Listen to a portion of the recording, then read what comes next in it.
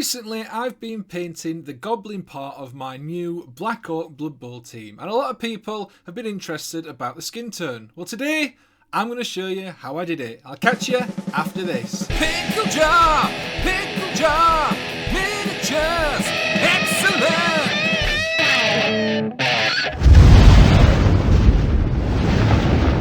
Hi guys, and welcome back to the Pickle Jar for another painting tutorial. Today we're going to be taking a look at how I'm painting my Goblin skin tones, and I'm going to be showing you the nice easy method that I'm using to get this look. Without any further ado, let's get cracking.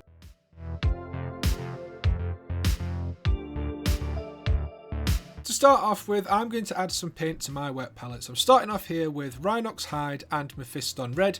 I'm going to use these two to create a nice dark red tone to use as a base for the skin. Now you want to make sure this is watered down a little bit and mixed in really nicely so there's no bright reds or dark browns showing through. Make sure it's a nice dark red, and then all you want to do is just take an old brush and apply this all over the skin on the model.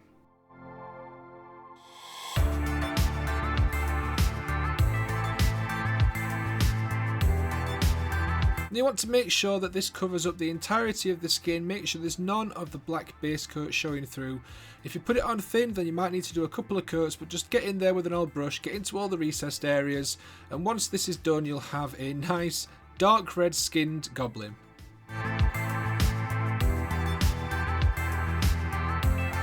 Next, we are going to add some Lauren Forest to our palette, and then we're going to mix in some of the dark red tone that we had from before to create a bit of a mid-tone between the dark red and the green. Using a bit of a better brush now, I'm going for the Broken Turd size 0. And all I'm going to do here is start layering this on, leaving the very recessed areas, the very darkest areas in the original red, and applying this sort of mid-tone over the top.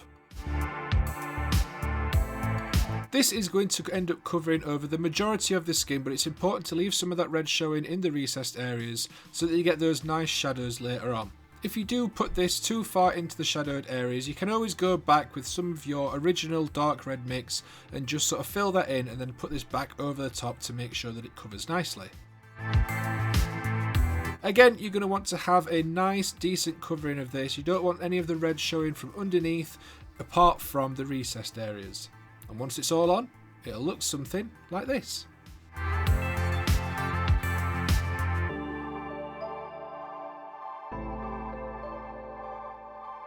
The next thing we're going to do is to take some of the Lauren Forest that we've already got on our palette and just take that neat, water it down a little bit, and then we're going to apply this over the top as the first highlight layer. Now you don't want to cover up all of the green that you've just put on because you want some of that so that it blends through between the two, but you do want to highlight all the muscles, all the sort of definition and things like that with this so that this does cover a large portion of the skin, but not everything. You do want to leave some of the mid layer that we've just put on, because like I said, that is the transition from the red to the green, and it really helps to blend all the skin tones together.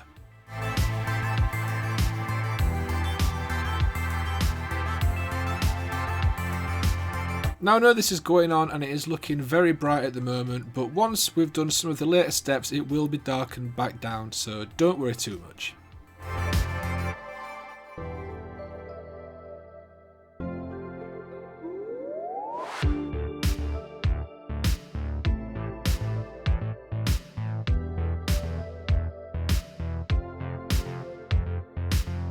The next thing that we're going to do is to add a bit of Ulthwyn Grey to the palette, and then we're going to take some of the Lauren Forest from before and mix that in to create a nice pale highlight. All I'm doing here is going over some of the tops of the muscles, the highest points of the muscles, the tops of the ears, anything like that that just needs a little bit of a highlight just to add a bit of a brighter area on the model.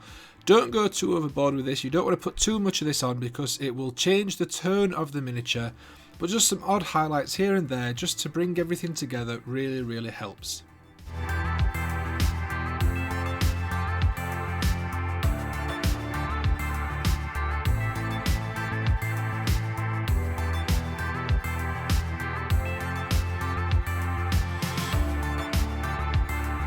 Next step is an easy one. We are taking the Beal Tan Green shade and we're applying this over the entire model. Now, one thing to bear in mind when you're applying this is, yes, it does go on very bright and it does make it look like it's changing the model completely, but it doesn't dry that bright. The other thing to remember is not to let it pull too much. You don't want this to completely change the tone. It is just to blend the different layers together, so don't let it pull too much.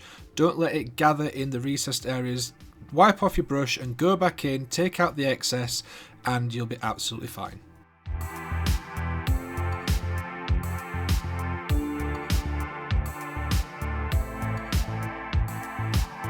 The final step is just to take some of the Ulthwyn Grey and Lauren Green mix and just to go back over and add in some very final highlights. All I'm doing here is feathering on the ears, around the edges there, just adding little dots here and there just to various muscles. You really don't need to do too much with this. It is just to add a little bit of a bright highlight to some areas, just so that there is a little bit more contrast now that we've turned everything down with the wash. Less is definitely more with this, guys, so really just take your time, apply little bits here and there, and keep looking at the overall miniature to see how it looks overall.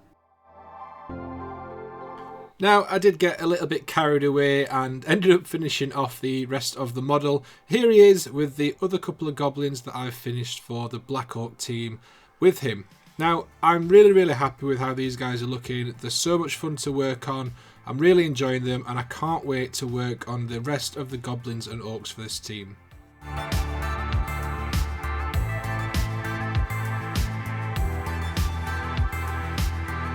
So there you go, guys, that is how I paint the skin on my goblin players. I hope you've enjoyed the video and found it useful. If you have, be sure to leave a like down below and leave me a comment letting me know what you think and if you're trying this out yourself. If you want to see more of me, I live stream here on the Pickle Jar every Wednesday evening at 8 PM, and if you want to help support the channel, you can visit our merch store or the Element Games link down below. Finally, a massive shout out to our channel sponsor Broken Turd. They make the best brushes on the planet, so if you want to check them out, check out the link in our description. That's all from me, and I'll see you next week with another video.